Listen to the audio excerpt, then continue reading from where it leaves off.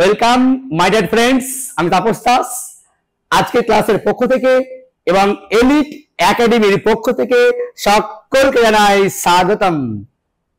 তোমরা সব কেমন আছো? আশা করছি প্রত্যেকে ভালো আছো।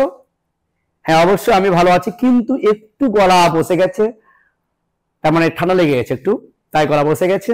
যাই হোক, তোমাদের সামনে পরীক্ষা আসছে, ক্লাস মিস করা যাবে না, তাই সময় মতো আবার হাজির হয়েছি তোমাদের ক্লাস নিয়ে একটু আলোচনা করার জন্য।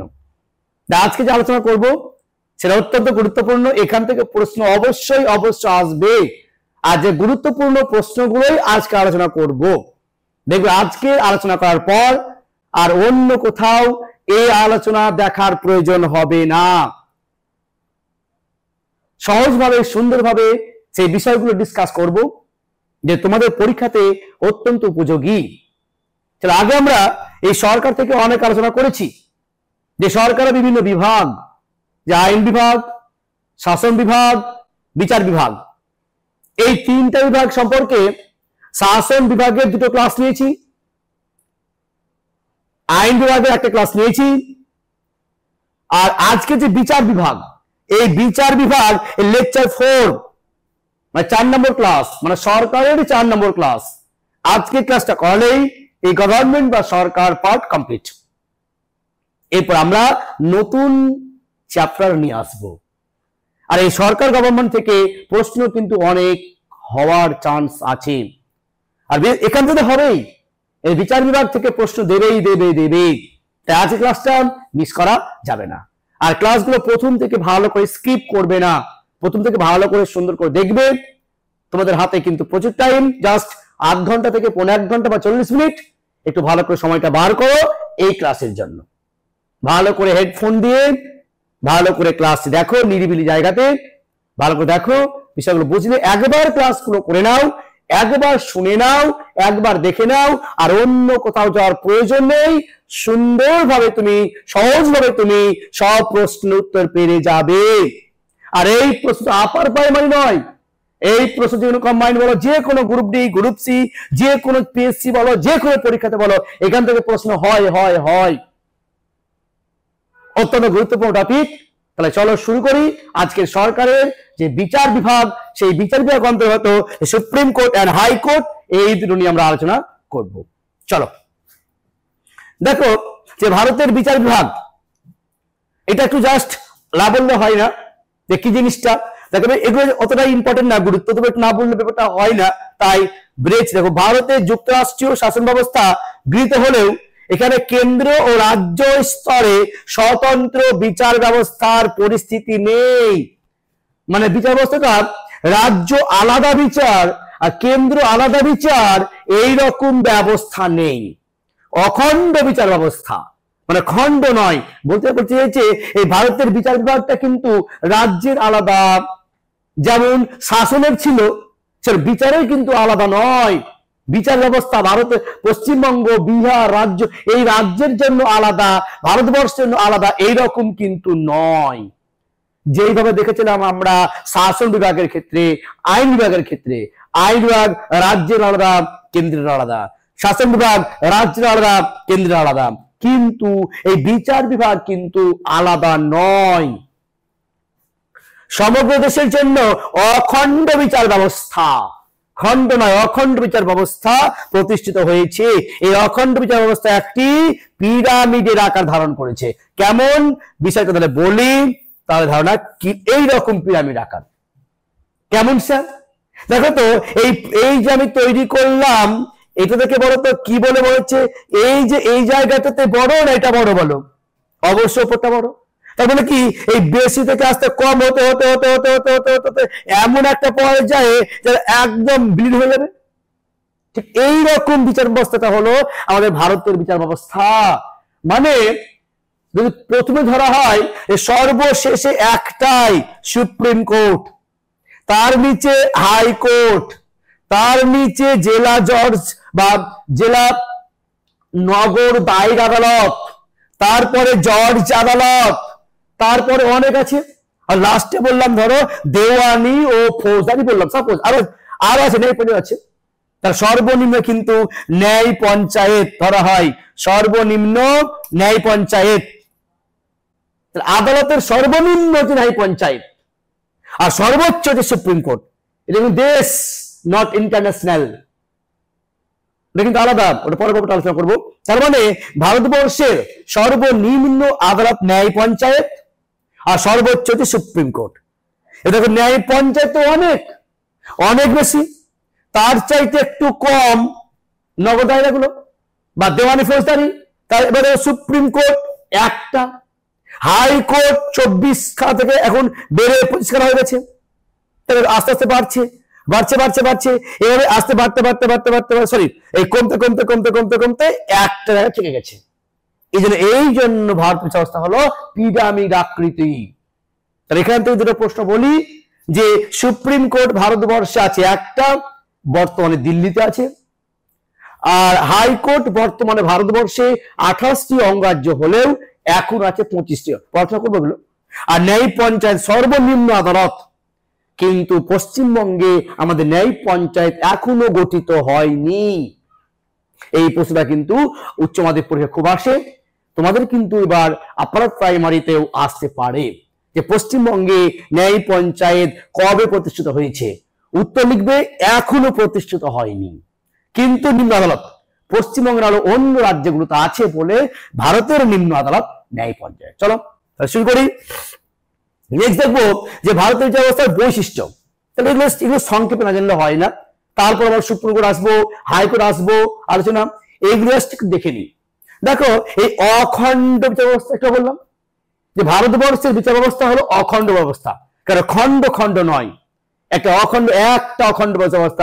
হাইকোর্ট, সেই হাইকোর্ট কিন্তু পশ্চিমবঙ্গের সকলের জন্য, বিহারের হাইকোর্ট বিহারের সকলের জন্য, খণ্ড খণ্ড নয়। সুপ্রিম কোর্ট পুরো দেশের জন্য, ভারতবর্ষের সকল মানুষের জন্য কিন্তু এই সুপ্রিম কোর্ট, খণ্ড নয়। দেখো এই পিরামিড একটা ব্যবস্থা অবশ্যই বললাম যে ভারতের হচ্ছে পিরামিড ব্যবস্থা। দেখো মৌলিক অধিকার সংরক্ষণ, অবশ্যই ভারতের বিচার ব্যবস্থাতে মৌলিক অধিকারের সংরক্ষণের কথা বলা হয়। এই মৌলিক অধিকারের সংখ্যা প্রথম যখন সংবিধান তৈরি হয় তখন ছিল 7টি মৌলিক অধিকার, তো এখন কিন্তু ওটা হয়ে গেছে কটা অধিকার? 6খানা মৌলিক অধিকার। মৌলিক কর্তব্য নয়, মৌলিক অধিকার। দেখো এই সংবিধানের ব্যাখ্যাকর্তা, তার মানে কি ভারতের বিচার ব্যবস্থাকে বলা হয় সংবিধানের ব্যাখ্যাকর্তা। বিশেষ করে মনে রাখবা সুপ্রিম কোর্টকে বলা হয় সংবিধানের ব্যাখ্যাকর্তা ও রক্ষাকর্তা। এবার কি সংবিধানের অভিভাবক, তাহলে ভারতের বিচার বিভাগকে বলা হয় সংবিধানের অভিভাবক। তাকে বিচার বিভাগকে বলা হয় সংবিধানের ব্যাখ্যাকর্তা, বিচার বিভাগকে বলা হয় সংবিধানের অভিভাবক। কিন্তু এই দুটো আবার বিচার বিভাগ বলতে গিয়ে আসবে সুপ্রিম কোর্টকে। সুপ্রিম কোর্টকে বলা হয় সংবিধানের ব্যাখ্যাকর্তা, সংবিধানের অভিভাবক। বুঝা গেছে? নেক্সট দেখো আমরা আসি, দেখবো এই সমগ্র ভারতের জন্য একই আইন। অবশ্যই জানি আমরা যে ভারতবর্ষে পশ্চিমবঙ্গের আইন আলাদা, বিহারের আইন আলাদা, এরকম না, সমগ্র ভারতের একই আইন, সংবিধান একই সংবিধান। নেক্সট দেখো দীর্ঘসূত্রিতা, অবশ্যই তাই ভারতের বিচার বিভাগ কুইকলি, দ্রুত কিন্তু বিচার হয় না, সে দীর্ঘদিন ধরে বিচার করে চলে, এবার বলা হয় দীর্ঘসূত্রিতা। নেক্সট দেখো এই জরুরি অবস্থার অনুপযোগী, মানে ভারতের বিচার ব্যবস্থা এমন যে জরুরি হঠাৎ করে ব্যবস্থা কিন্তু হয় না, একটা জরুরি ব্যবস্থা কিন্তু উপযোগী নয়। নেক্সট দেখো এই লোক আদালতের অবস্থান, অবশ্যই তাহলে ভারতের বিচার ব্যবস্থার মধ্যে লোক আদালতের অবস্থান রয়েছে। এটা কি জিনিস একটু বলে দিই। দেখো মনে রাখবা লোক আদালত সম্পর্কে, লোক আদালত কি জিনিসটা এটা সাথে মনে রাখবে, সাধারণত কম গুরুত্বপূর্ণ। যেমন ধরো ভাই ভাই জমি নিয়ে বিরোধ, বা অন্য গ্রামের সঙ্গে জমি নিয়ে বিরোধ, বা বিবাহ বিচ্ছেদ, বা ট্যাক্স সংক্রান্ত কোনো বিবাদ, বা এই ছোটখাটো কোনো জিনিস, জমি নিয়ে বিবাদ, বাড়ি নিয়ে বিবাদ, গাড়ি নিয়ে বিবাদ, এই ছোটখাটো কোনো জিনিস, এইগুলো সাধারণত কোর্টে, হাইকোর্ট বলো, সুপ্রিম কোর্ট বলো, জেলা বলো, এই নিম্ন আদালতগুলিতে বলো, এইগুলোতে এত কেস জমা পড়ে, বিচার কার্য করতে অনেক সময় লেগে যায়, বহু বছর লেগে যায়, সমাধান হয় না। তাই সেই ভারত সরকার থেকে বা অস্থায়ীভাবে আমাদের সুপ্রিম কোর্টের প্রথম বলবো না, সুপ্রিম কোর্টের প্রাক্তন প্রধান বিচারপতি পি.এন. ভাগবতী, এই পি.এন. ভাগবতী কি নাম? পি.এন. ভাগবতী, তিনি বিচার ব্যবস্থাকে খুব অল্প সময়ে, অল্প খরচে, সহজেই মীমাংসা করার জন্য এক নতুন ধরনের বিচার ব্যবস্থা চালু করলেন। কত সালে? 1982 সালে গুজরাটের জুনাগড়ে অস্থায়ীভাবে এক আদালত স্থাপন করলেন, যার মাধ্যমে কোনো উকিল না, যার মধ্যে কোনো পয়সা খরচ না, যার মধ্যে দীর্ঘস্থায়ী না, দুপক্ষের মধ্যে আপোষ মীমাংসা এই করার জন্য এক অস্থায়ী আদালত শুরু করলেন, আর যার নাম দেওয়া হচ্ছে লোক আদালত। তাহলে লোক আদালতের জনক কাকে বলবো? পি.এন. ভাগবতী। লোক আদালতটা কোথায় প্রথম শুরু হয়েছিল? গুজরাটের জুনাগড়ে। কত সালে? 1982 সালে। এইখানে কোন বিচারকারী সম্পন্ন হলে তার যে মীমাংসা হয়ে গেল, সেই মীমাংসার বিরুদ্ধে আপিল করা যায় না। সেখানে কোনো উকিল থাকবে না, নিজেরাই মীমাংসা করবে। একজন বিচারপতি থাকবেন, পারলোক থাকবেন, আর সব কি দুপক্ষ থাকবেন, দুপক্ষের সঙ্গে মীমাংসা করে আপিল করে দেবেন, মীমাংসা করে সমাধান করে দেবেন। সমাধান করে হয়ে যাওয়ার পর ওর বিরুদ্ধে আর আপিল করার সুযোগ থাকবে না। এক কথায় আপোষ মীমাংসা। কিন্তু এই 1982 সালে শুরু হলেও আইন সংবিধান ভাবে স্বীকৃত পাননি। 1987 সালে সংবিধান আইন করে পাস করা হয়। হ্যাঁ, এবার থেকে লোক আদালত সংবিধান স্বীকৃত। এই 27 সাল থেকে সংবিধান স্বীকৃত পেল। এর ফলে এই 27 সালেই আমাদের পশ্চিমবঙ্গে তাও লোক আদালত শুরু হয়ে গেল। যারা পশ্চিমবঙ্গে ছাড়াও আরো বিভিন্ন রাজ্যে লোক আদালত শুরু হয়ে গেল। তাহলে বলবো পশ্চিমবঙ্গে লোক আদালত শুরু 1982 কিন্তু নয়, 82 গুজরাটে প্রথম ভিত্তি স্থাপন হয়েছিল। সেখানে প্রথম শুরু হয়েছিল, পি.এন. ভাগবতী শুরু করেছিলেন গুজরাটের জুনাগড়ে। কিন্তু ভারতবর্ষের পশ্চিমবঙ্গে শুরু কিন্তু 1987 সাল থেকে শুরু লোক আদালত।